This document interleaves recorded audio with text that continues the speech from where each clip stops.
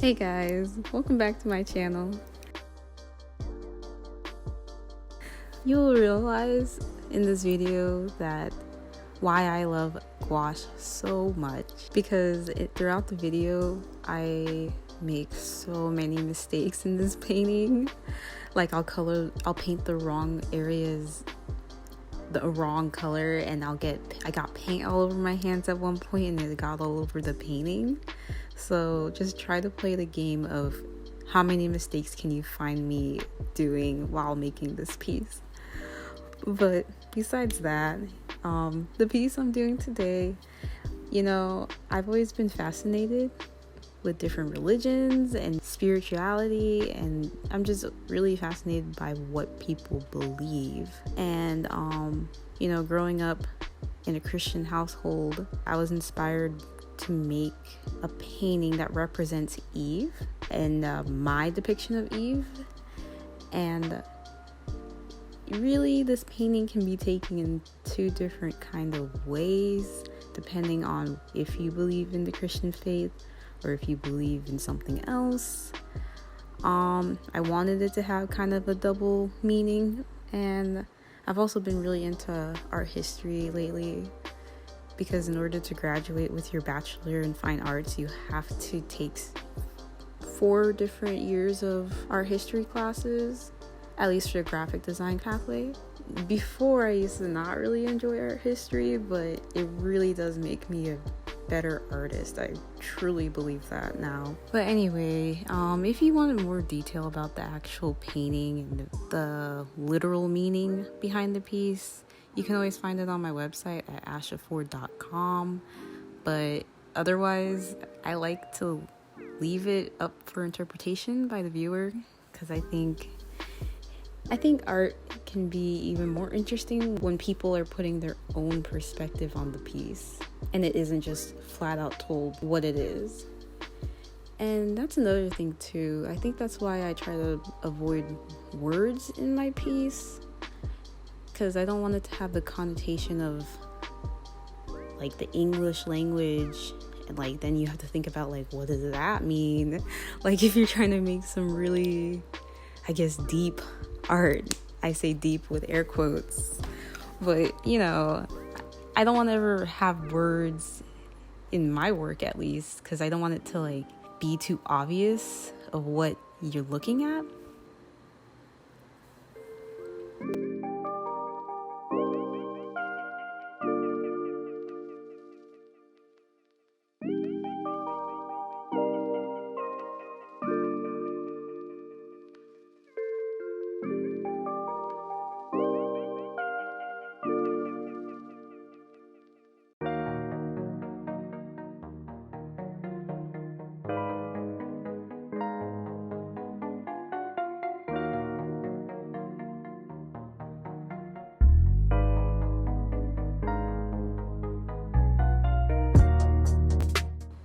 So while we've been in quarantine, all I can think about is getting my septum pierced. And my mom pierced her own ear, like the cartilage part of her ear on both ears, just spontaneously one day. So now I feel like I have this influence. Like I'm very, very, very tempted to pierce my own nose. I know it's a bad idea. Probably won't do it, but it's very tempting, especially late at night when I know we still have needles from when she purchased it to do her own ear, and I can feel the sweet spot, and I'm very tempted to just do it and be done and have it. But I know that's not a good idea. I actually have my nose pierced. I have 2 piercings in my earlobe. I also have the cartilage in my ear also pierced in one of my ears.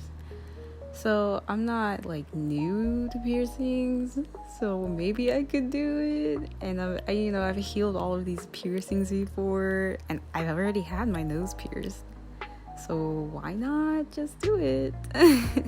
The real big downside with messing up the septum piercing is that the fact that it's like in your face, And you know, I don't know if I really want to risk an infection or something right now, and have, if like worst case scenario, I get an infection and then I have to go to the hospital or get treated somehow, and then I get the virus or something, which would be unlikely because I know how to take care of my piercings, but it is something that could happen, so maybe I just shouldn't. I could just wait. I live here in Georgia, so you know, piercing shops and our governor is already beginning to open up all of these places all over again, so maybe I could just chill out, but we will have to see. I don't even know if I really want to be around people right now. You know, this whole thing really sucks. I mean, I know it could be worse, but you know, I'm healthy and I'm able to create stuff, and those are really the two things I care about the most. But it really sucks because I was planning on getting my first tattoo with my tax return, but you know, that didn't happen. But I will begin to get tattoos soon enough.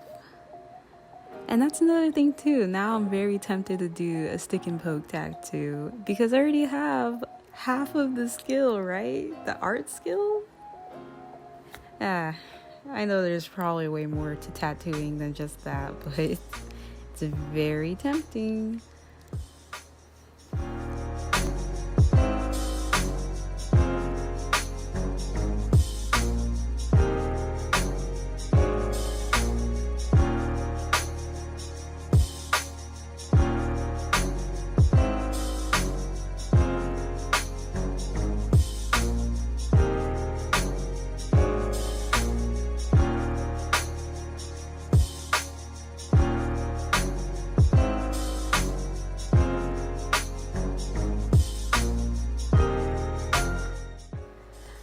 I think after this piece, I'm probably gonna look into doing more ink drawings. I've been really getting back into ink.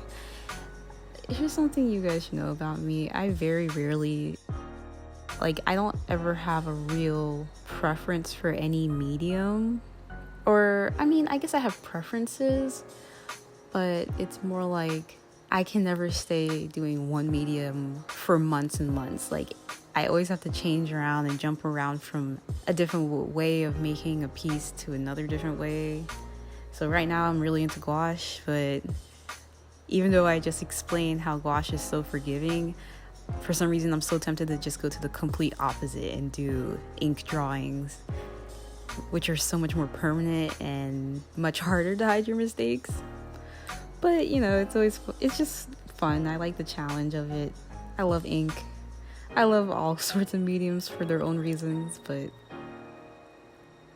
for this piece, it took me a long time to figure out what exactly I was gonna do with the vines, because I didn't want to like sit there and painstakingly paint the green in the lines and try not to mess up or anything. I think what I ended up doing, I made this like a month ago. What I ended up doing is painting it very light layer of green gouache, and then I went back in with colored pencil to finish up the detail so it could be a little more contrasty, and I guess I wanted it to look more real. So I took colored pencil to add just a bit more detail, more contrast to it, and just to make it look more like vines. I didn't want it to blend in so much with the background.